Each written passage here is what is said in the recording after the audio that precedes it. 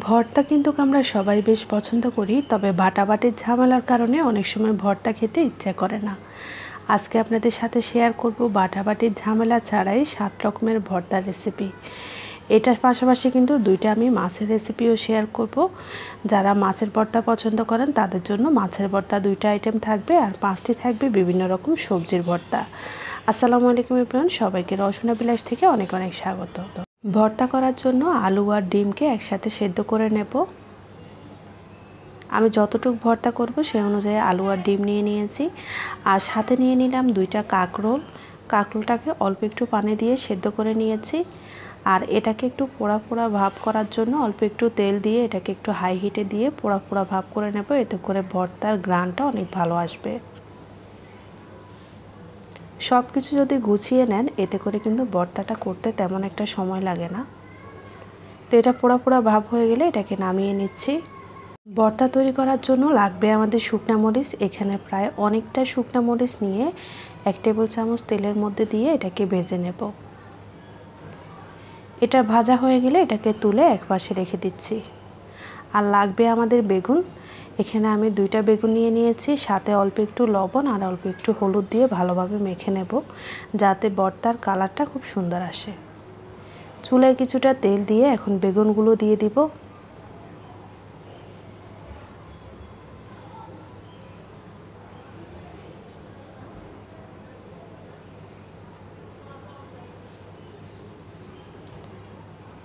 ভর্তাতে লাগবে আমাদের রসুন, তার জন্য গোটা একটি রসুনকে আমরা এভাবে বেগুনের সাথে ভেজে নেব।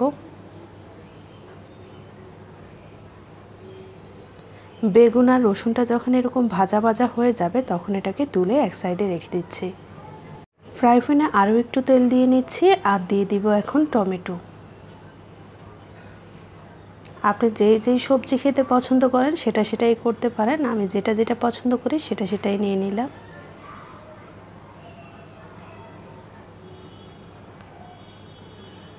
টমেটোটা যেন তাড়াতাড়ি সেদ্ধ হয়ে যায় সেজন্য অল্প একটু লবণ দিয়ে দিয়েছি। কিছুক্ষণ উল্টে পাল্টে এভাবে যখন পোড়া পোড়া ভাব হয়ে যাবে তখন এটাকে নামিয়ে নিচ্ছি। ভর্তা তৈরি করার জন্য যেই সবজি লাগবে সবগুলাই কিন্তু আমাদের ভাজা হয়ে গেছে। এখন সব শেষে মাছটাকে ভেজে নেব মাছের ভর্তা করার জন্য।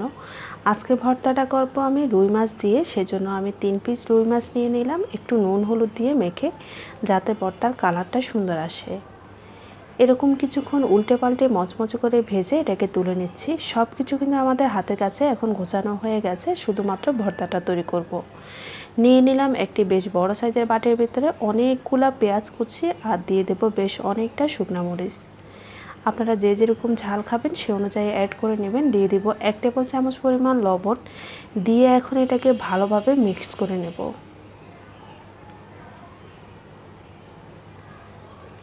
মেশানো হয়ে গেছে, দেখতেই পাচ্ছেন। এটাকে এক সাইডে রেখে দিচ্ছি।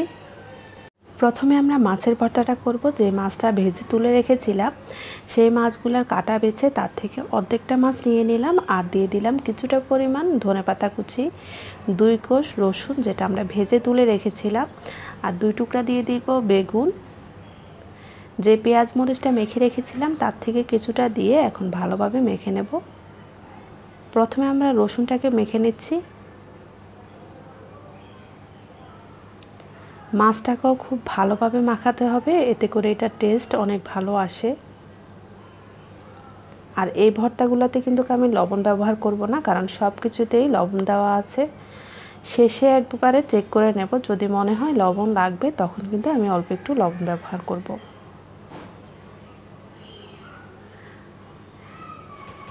ভর্তা বানানোর ক্ষেত্রে কিন্তু যত ভালো মাখানো হবে ততই কিন্তু ভর্তার টেস্টটা ভালো হবে।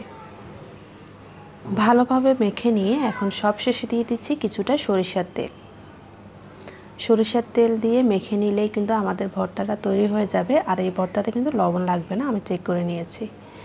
তৈরি হয়ে গেল আমাদের এক রকমের মাছের ভর্তা। আরেক রকম তৈরি করে নেব। পেঁয়াজ মরিচের মিক্সটা নিয়ে নিলাম,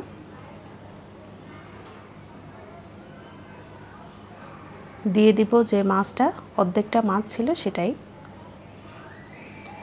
আর সাথে অ্যাড করে দিচ্ছি কিছুটা ধনেপাতা কুচি, অর্ধেকটা টমেটো। যেটা আমরা প্রথমে ভেজে রেখেছিলাম। চাইলে কিন্তু আপনারা একটা কিংবা একটার বেশিও টমেটো ব্যবহার করতে পারেন। যেহেতু আমি একাই মাছের ভর্তাটা খাবো, সেজন্য অল্প করেই মিশিয়ে নিলাম। সব কিছু ভালোভাবে মিশিয়ে নেব।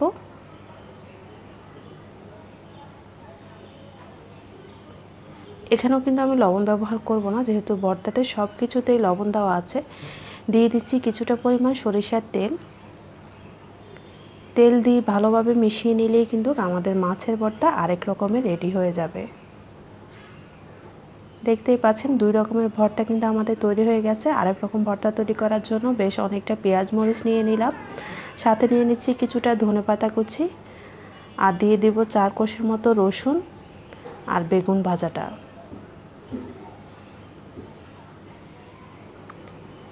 বেগুন ভাজার সাথে কিন্তু আমরা 2 টুকরা টমেটোও দিয়ে দিচ্ছি, প্রায় 1টি টমেটো। অল্প একটু লবণ দিয়ে দিচ্ছি। এখন একে একে সব কিছু ভালোভাবে মিশিয়ে নেব। বেগুন ভর্তাটা কিন্তু আসলে আমরা অনেকে অনেকভাবে তৈরি করে থাকি, তবে আমার কাছে মনে হয় শুধু বেগুনটা ভর্তা না করে এভাবে যদি টমেটো এবং রসুন পুড়িয়ে যদি এই ভর্তাটা তৈরি করা হয়, গতানুগতিক বেগুন ভর্তার থেকে এটার টেস্ট কিন্তু অনেক গুণ বেশি ভালো হয়। আপনারা হয়তো অনেকে এইভাবে তৈরি করে খেয়ে থাকেন। যারা খেয়ে থাকেন তারা তো জানেনই এটার টেস্ট কেমন হয়। এখন সবশেষে দিয়ে দিচ্ছি কিছুটা পরিমাণ তেল। সরিষার তেল দিয়ে ভালোভাবে মেখে নিলেই কিন্তু আমাদের আরেক রকম বেগুন ভর্তা তৈরি হয়ে যাবে। এখন তৈরি করব টমেটো ভর্তা। তার জন্য কিছুটা পেঁয়াজ মরিচ মাখাটা নিয়ে নিলাম, আর যে টমেটোটা আমরা ভেজে রেখেছি সেটা নিয়ে নিচ্ছি। সাথে অ্যাড করে দিচ্ছি কিছুটা পরিমাণ ধনেপাতা কুচি, আর দিয়ে দিব 4 কোষ রসুন, যেটা আমরা ভেজে রেখেছিলাম। টমেটো ভর্তার সাথে কিন্তু রসুন ভাজা দিলে এটা গ্রানটা অনেক ভালো আসে। অল্প একটু লবণ দিয়ে এখন সব কিছু ভালোভাবে মেখে নেব।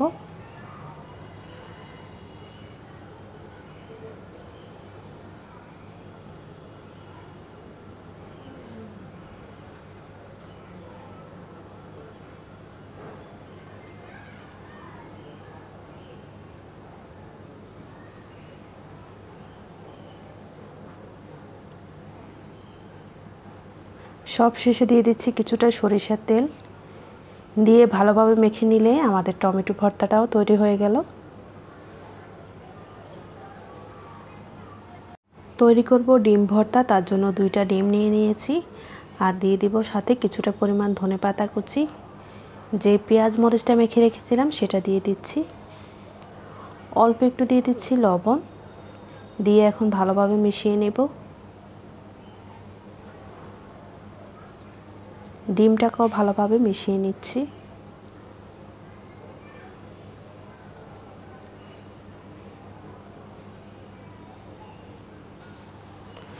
ভালোভাবে মিশিয়ে নিয়ে অল্প একটু সরিষার তেল দিয়ে দিব,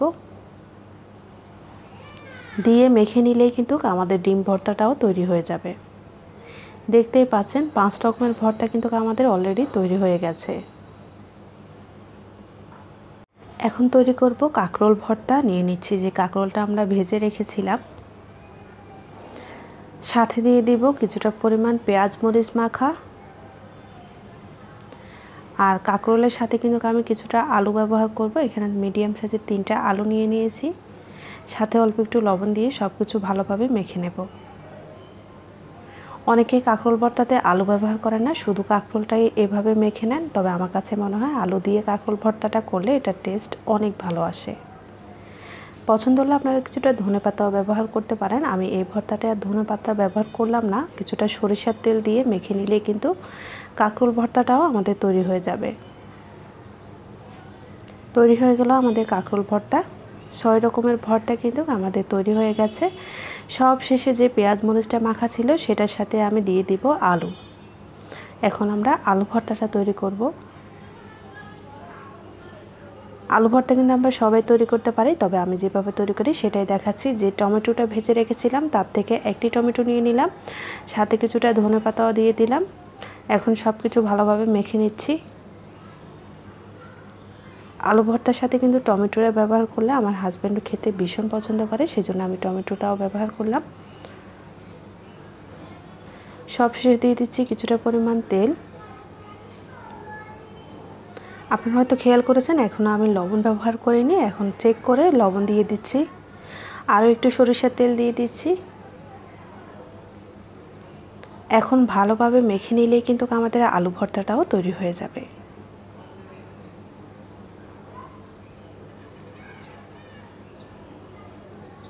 আলু ভর্তাটা যেহেতু সবারই খুব পছন্দের, তাই আমি আলু ভর্তাটা একটু বেশি করেই করলাম। দেখতেই তো পেলেন, কথা বলতে বলতে কিন্তু আমরা 7 রকমের ভর্তা তৈরি করে ফেলেছি। বিভিন্ন রকম সবজি এবং মাছের ভর্তার ভেতরে কার কার কোন কোন ভর্তাটা বেশি প্রিয় বলুন তো? আমার কিন্তু সব ভর্তাই মোটামুটি ভালো লাগে, তবে আমি যেহেতু মাছ প্রেমিক মানুষ, আমার কাছে মাছের যে কোনো ভর্তাই অনেক বেশি ভালো লাগে। আর এরকম বিভিন্ন রকম ভর্তার সাথে যদি খুদের ভাত কিংবা সাদা ভাত হয়, খেতে কিন্তু অসম্ভব মজার হয়।